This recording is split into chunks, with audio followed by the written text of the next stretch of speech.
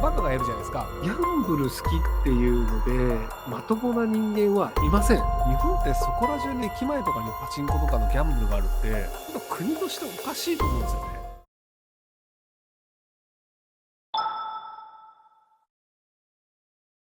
ギャンブル依存から犯罪を起こし捕まった40歳の友達がおり、以前いただいたひろゆきさんのアドバイス通り手紙のやり取りを続けています。出所後は保護施設での生活となりますが、周辺にパチンコが多く心配です。誘惑の少ない地区に賃貸を借り、生活が落ち着くまで生活支援していると考えていますが、結局は本人次第ので自己満かもしれません。何か良い支援ができないか迷っておりアドバイスいただけないでしょうか。ちょっと前に見た記事なんですけど、万引きをしてしまう病気の人っているんですよね。窃盗症みたいなやつで、刑務所とかにちょこちょこいるんですけど、なんとなく万引きしちゃう人っているんですよ。なんとなく万引きする人が、アル中みたいな感じで治らないんですけど、で、なぜ治らないのかっていうの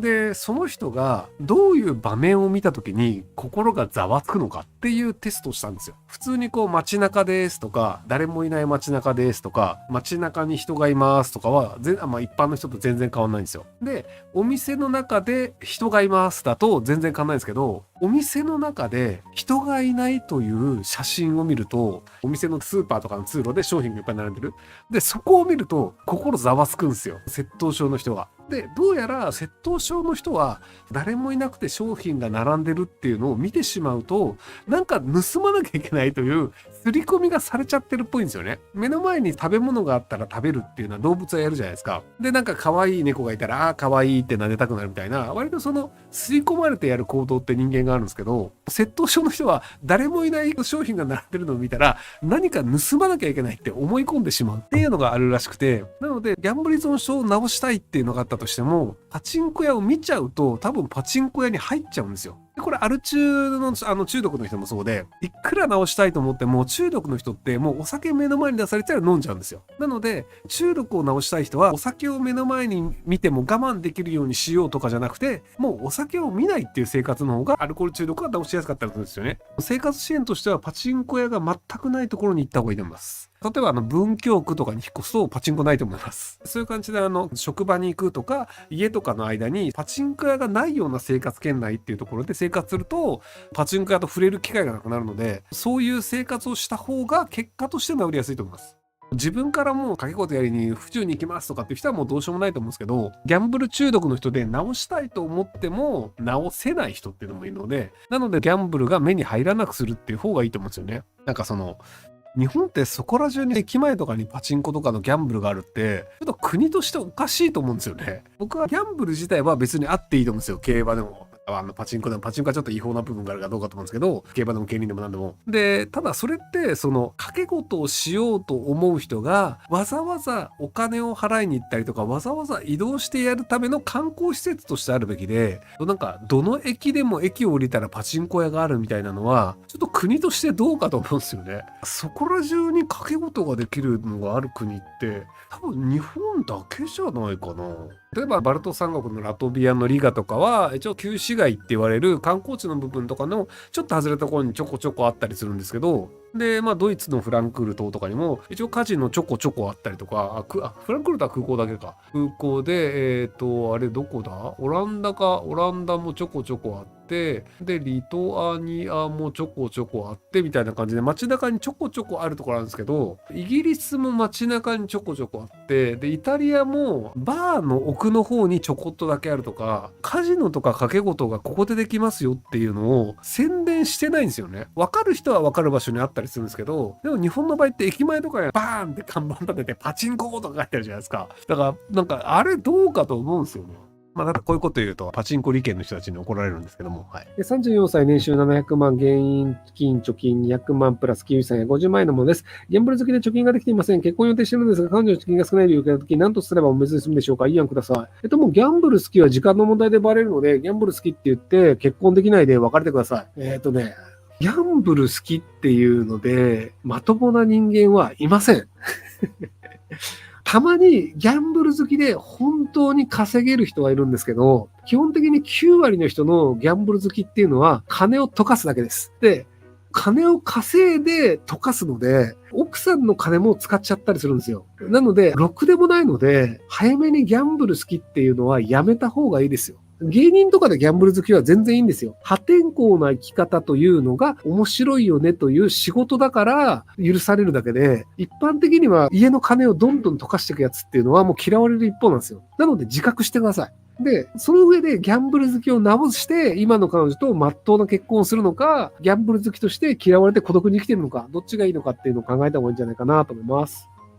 先ほどギャンブル好きの質問をしたものです。回答参考になりましたので、レースポチャです。明日ギャンブル依存症のコールセンターにホットコールします。頑張ってください。ギャンブルに使うよりは、彼女にお金を使った方が楽しいっていう感覚になった方がいいんじゃないかなと思います。婚約者のギャンブルをやめさせるにはどうすればいいですか？給料26万の8割をスロットへ溶かしています。いや、僕無理なんじゃないかなと思ってるんですよね。ギャンブル好きな人で、本当にちゃんとやめられた例ってあんまり聞かないんですよね。なので、破産させちゃった方がいいかもしれないですね。自己破産させちゃうとクレジットカードとか作れなくなるじゃないですか。婚約者の段階であればいいと思うんですけど、結婚して配偶者がクレジットカードとかで借金しまくると生活が成立しなくなるんですよね。で、治せる人もいるのかもしれないですけど、ほぼほぼギャンブル依存症って治らないんですよ。なので、ギャンブル依存症を治さない状態でも結婚して生活できるっていう環境に持ってった方がいいと思うんですよね。なので、借金してギャンブルするっていうのをやると、多分生活が回らなくなります。なので、借金できなくするっていうので、破産させるとか、あと、日本債権者なんとかセンターみたいなのがあって、あれに登録すると、借金自体ができなくなるんですよ。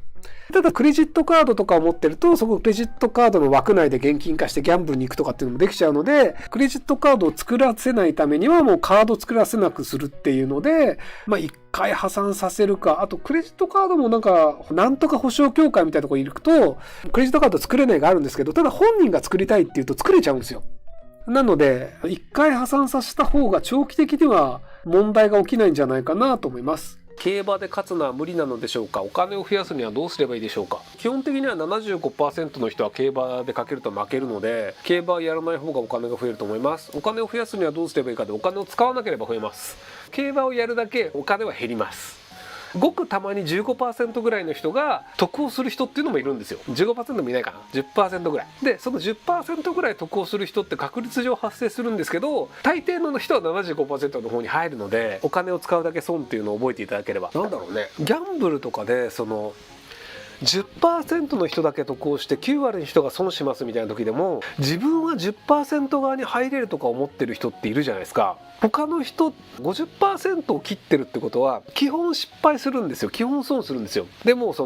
俺は 10% 側に入れるんだって思える根拠って多分ないんですよ。で、根拠がないにもかかわらず思い込んでるってことは、基本的にそういう人って頭悪いんですよ。なので、競馬で俺は必ず勝てる 10% 枠に入れるっていうのって、ごく一部本当に職業的に儲けてる人はいるんですけど、それってその 10% 以下で、大抵の 90% の人はただ損してるけど得してるような気がしてるか、損してることに気づいてないか、楽しんでるからこの投資は別に損じゃないんだよって言い訳をしてるかの何かで、じゃあ本当に楽しんでるだけだったら金かけなくてもいいんですよ。だって金かけないでこの馬勝つと思うよって言って競馬レースを見て、ほら勝った負けたって言ってる、別にお金も使わないで楽しめるはずじゃないですか。でも楽しめるって言ってる人って必ずお金をかけるとかお金を介在させようとするんですよね。なのでそれって競馬を楽しんでいるんじゃなくて、純粋に賭け事っていうことで楽しんでるので、競馬が楽しいわけではないんじゃないかなと思ったりします。はい。ギャンブルとか金もったいない。お金いっぱい持ってないんですよ。別に金融資産で1億円持ってますとかっていう人が10万円すりましたって言っても別に人生困んないでいいんですけど、月給2、30万円ですっていう人が1万円使いましたとかってちょっと大丈夫って気しますけどね。はい。起業家や個人事業主が金を稼ごうと思って死ぬほど努力した結果、事業に失敗し多額の借金を背負い破産したとします。結果として収支はマイナスになりますよね。彼らがその期間した行動は果たして仕事と言えるんでしょうか？もしこれが仕事という面であれば、競馬やパチンコで負け続ける廃人との違いは何でしょうか？例えばじゃあ僕が1000万円を使って事業をやりました。で、結果としてじゃあ借金を得ました。借金をじゃあ1000万円を得ました。そうすると、僕がもともと出した1000万円と借金で持ってきた1000万円っていうので、僕はマイナスとしては2000万円その会社で使ったってことになるんですけど、ただ、その2000万円って誰かに払ってるんですよ。例えば従業員に払ってるとか、じゃあ何かサイトを作ろうと思ってプログラマーに払ってるとかだったり、レストランだとしたら、それはその食材として市場だったり八百屋さんだったり払ってみたいな形で、お金自体は誰かに移転してて、で、そこは誰かの売り上げになってて、結果として誰かは潤ってたりするんですよね。なので、厳密に何かがマイナスになったっていうわけでもないんですよ。例えばじゃあ3人しか住んでない村があったとして、僕が100万円を使ってしまいました。僕と A さん B さんっていう人がいたとして100万円を A さんに渡しました。 A さん100万円儲かったと。で僕が B さんから100万円借りました。で借りたお金でその100万円をまた A さんに渡しました。そうすると僕は B さんに対して100万円の借金があるので、あと最初に持ってた100万円っていうので合わせて200万円を A さんに渡してるだけで、実際村としての総額は変わってないんですよ。A さんが200万円持ってますっていう状態で。なので事業が失敗した場合って自分の手元にお金がきちんと戻ってくるという構造ができなかったというだけで、お金自体はどこかに回っていて、でそこの回ったお金で生活してたり、それを給料として食ってる人がいるとか、子供育ててるとか、奥さん食わせてるとかいろいろあったりするので、なので事業が失敗したからとして別に社会に対して何か損をしたかっていうとそうでもないと思うんですよね。でただ僕が競馬とかパチンコとかギャンブルが良くないなと思ってるのは、基本的にあぶく銭でパチンコをやり続けることによって社会にメリットがないっていうことなんですよね。例えばじゃあラーメン屋を作りますっていうので美味しいラーメンを作ろうとしました。でも結果として赤字になりましたって言っても、まあお客さんとして来た人たちはラーメン食えてよかったよねと。ワンチャン美味しいラーメンができてすげえ儲かってすげえ美味しいラーメン食えてよかったっていう可能性もあるわけじゃないですか。でもそのパチンコやりましたって言ってパチンコをずっと回し続けてポロンポロン鉄の玉が落ちたとして、その後に何かそれで技術が生まれたりとか新しい価値観が生まれますかっていうとゼロなんですよ。なので単にお金の取り合いをしてるだけで、別にそれパチンコじゃなくても超反博打でもいいんですけど、じゃあ超反博打をずっとやり続けて何か新しい価値が生まれますかっていうと生まれないんですよ。でもそのレストランとかでじゃあ美味しい料理を作ろうっていうので、ワンチャンそれがなんかすげえ有名な料理になってめちゃめちゃ売り上げがあって海外に支店を出して外国人観光客とかが来てめっちゃ外貨稼ぎますってなる可能性もあるんですよね。未来に対してどういうメリットがあるかっていうので、未来に対する可能性があるかっていうのだと、普通の事業ってうまくいく可能性があるんですけど、パチンコ競馬とか宝くじとかって基本的にお金の取り合いをやってるだけでプラスアルファの何かの価値が生まれてじゃあ外貨を稼ぐようになるかっていうとならないので、なのであんまりそれは僕はやるべきじゃないんじゃないかなと思ってます。賭博罪がある理由は何だと思いますか？競馬もパチンコもできて海外に行けばカジノで遊べるのにわざわざ賭博を取り締まる法律っていらなくないですか？競馬だったりパチンコだったり、パチンコの場合はその保安協会っていう警察の天下り団体がお金を取ったりとか、競馬だったり競輪だったりとかっていうのは国がだいたい上がりの 15% とか 20% とか持ってくるんですよね。なのでそれがまあ税金みたいな感じで取られるので、賭け事を国の独占事業にしたいんですよね、儲かるから。で勝手に民間で賭博をやられるとみんな競馬とか競輪とかやらなくなっちゃうんですよ。かけても何%が取られるんだったら自分たちだけでかけた方がいいじゃんってことになるので、なので賭け事というエンターテインメントを民間の人にやらせないで国が独占したいっていうもとで賭博禁止っていうことに日本はなってたりします。ひろゆきさんはもしも賭博罪をなくせるなら消しますか消しませんか？あとその理由を教えてください。消しませんね。結局その賭博って誰でもできるのと、世の中一定数バカがいるので儲かるんですよね。税金を取る手段として国しか賭博はできませんよっていう形にして、賭博をやるんだったら許可する代わりに税金を納めてくださいねとか免許制にしますよっていう感じで、賭博って基本はバカがやるじゃないですか。なので賢い人的には賭博とかが税率いくつとかどうでもいいんですよ。別に賢い人そもそも賭博やんないので、競馬とかだいたい 75% ぐらいしか返さなくて 25% 損するんですよね。で宝くじとかだと買った額の半分ぐらいしか戻らないシステムになってるんですよ。なので普通に考えたら宝くじ買う人ってみんなバカだよねってわかるんですけど、普通に考えることができないバカっていうのが世の中にそれなりにいて、テレビ CM とかで何億円当たりますみたいなこと言って自分に当たるって信じちゃうんですよね。それぐらい運が良かったら宝くじを買うような頭の悪い人生を歩んでないと思うんですよ。でも宝くじが当たらないような頭の悪い人生を歩んでて、で CM 見て自分が当たるかもって書いて、でまたそこで養分になっていくっていうので、バカから金巻き上げるっていうのは割と国の運営としては必要なので、賭博は国が管理するっていう形の方がいいんじゃないかなと思ってます。ご視聴ありがとうございます。今回の動画はこちらからの切り抜きになります。